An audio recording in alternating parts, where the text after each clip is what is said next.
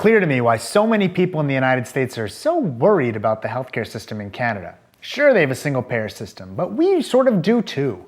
Both their system and ours are called Medicare.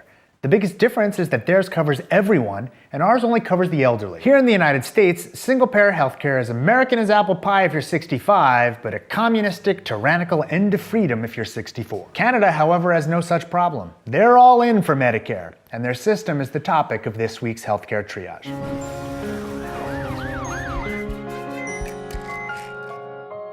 O Canada, my home and native land. Pretty much all Canadians receive their healthcare coverage through public funding, with spending decisions made at the province level.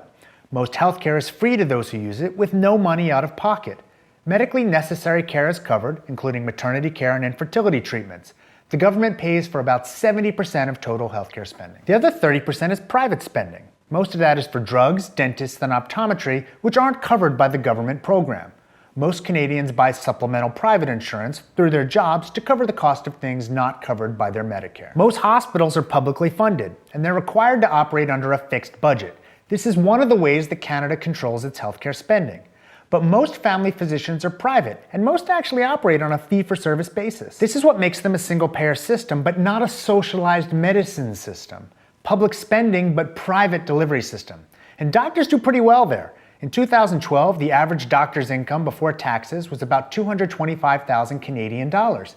Generalists make a bit less, specialists make a bit more. Canada negotiates at a federal level for its drugs. This is another way that it controls spending. Canada has somewhat of a reputation for wait times. There are days when it feels like everyone I talk to knows someone who's just been screwed by the Canadian healthcare system. Data, however, don't support this assertion.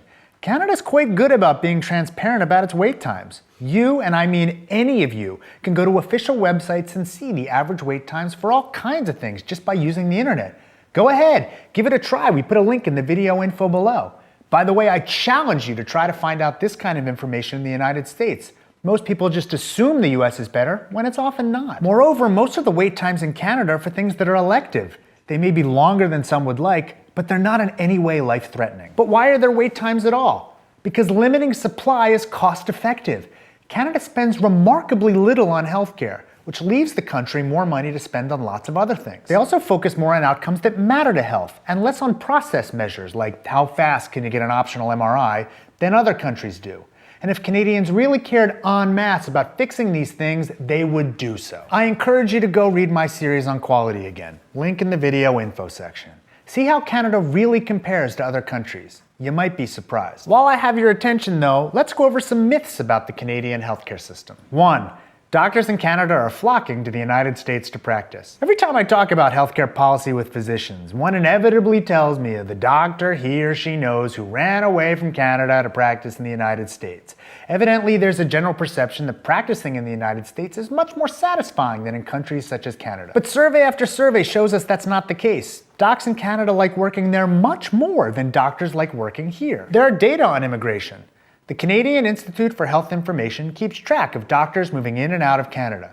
When immigration spiked, 400 to 500 doctors were leaving Canada for the United States in a year. There are more than 800,000 physicians in the US right now, so I'm skeptical that every doctor who claims to know one of these emigres actually does.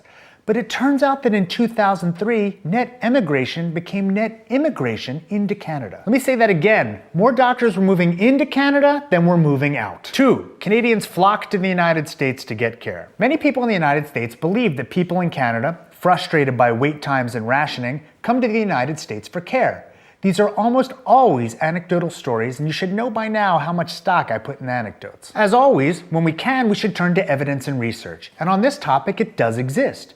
The most comprehensive work I've seen on this topic was published in a manuscript in the peer-reviewed journal Health Affairs. That study looked at how Canadians cross the border for care, and the authors used a number of different methods to try and answer the question. First, they surveyed United States border facilities in Michigan, New York, and Washington.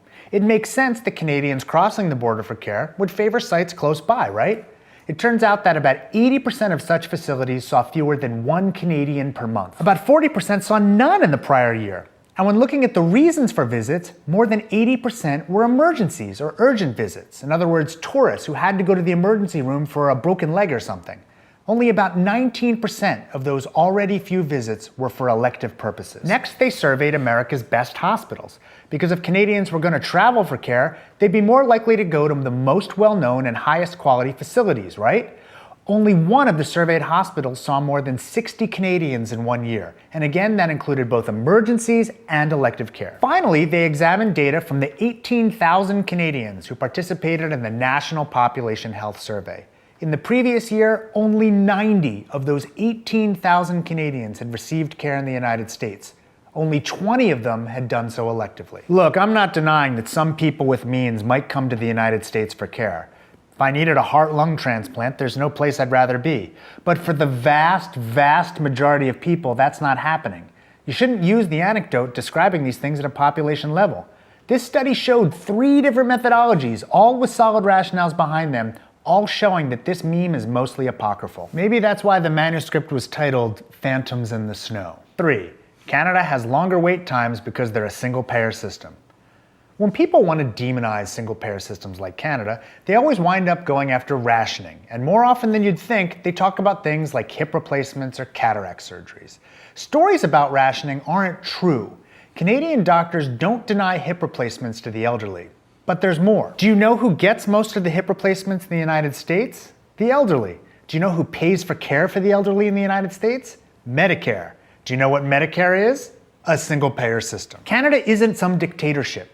They aren't oppressed. In 1966, the democratically elected government enacted their single-payer system. Since then, as a country, they've made a conscious decision to hold down spending. One of the ways they do that is by limiting supply, mostly for elective things, which can create wait times. Their outcomes are otherwise comparable to ours. Please understand, the wait times can be overcome. They could spend more. They don't want to. We can choose to dislike wait times in principle, but they're a byproduct of Canada's choice to be fiscally conservative. They chose this. Those in the United States who are concerned about healthcare spending and what it means to the economy might respect that course of action. But instead, we attack. That's our problem, not theirs.